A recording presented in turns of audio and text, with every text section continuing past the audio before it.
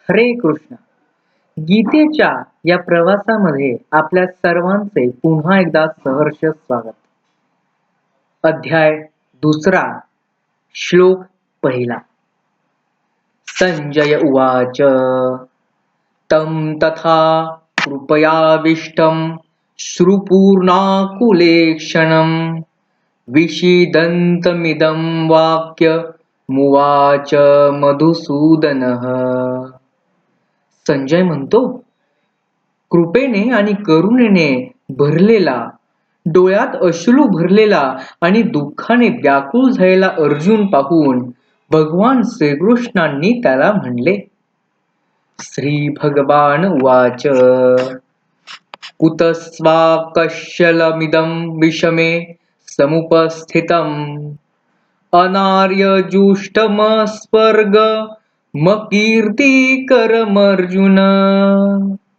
श्रीकृष्ण म्हणाले, अर्जुना, अशा कठीण परिस्थितीत तुला ही अशक्तता कशी आली? ही अनार्यांना शोभेल अशी गोष्ट आहे, स्वर्गाला नेणारी नाही आणि अपकीर्तिकर आहे. क्लैब्यमास्मगमः पार्थ नैतत्त्वयुपपद्यते क्षुद्रं हृदयद्रौबल्यं त्यक्त्वेष्टितः परन्तप. हे पार्थ, हे नपुंसकत्व तुला शोभणारे नाही. क्षुल्लक मनोबराचा त्याग करून उठ. हे शत्रूंना संतप्त करणाऱ्या अर्जुना, उठ.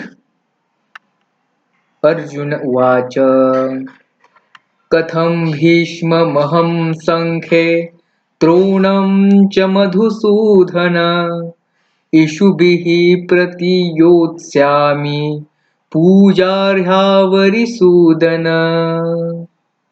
अर्जुन म्हणतो, हे मधुसूदना, युद्धात मी भीष्म आणि द्रोण यांच्यावर बाण कसे उचलू? ते तर मला पूज्य आहेत.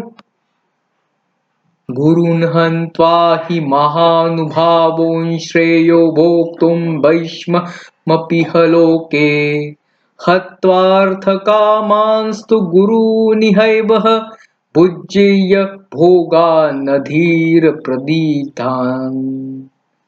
माझ्या पूज्य गुरूंना मारण्यापेक्षा या जगात भिक्षा म्हणून खाणे अधिक योग्य आहे. जर मी त्यांना मारले तर त्यांच्या रक्ताने माखलेले ऐश्वर्य उपभोगण्यात मला समाधान मिळणार नाही. या पुढील गीता आपण पुढील भागात पाहणार आहोत. तोपर्यंत हरे कृष्ण.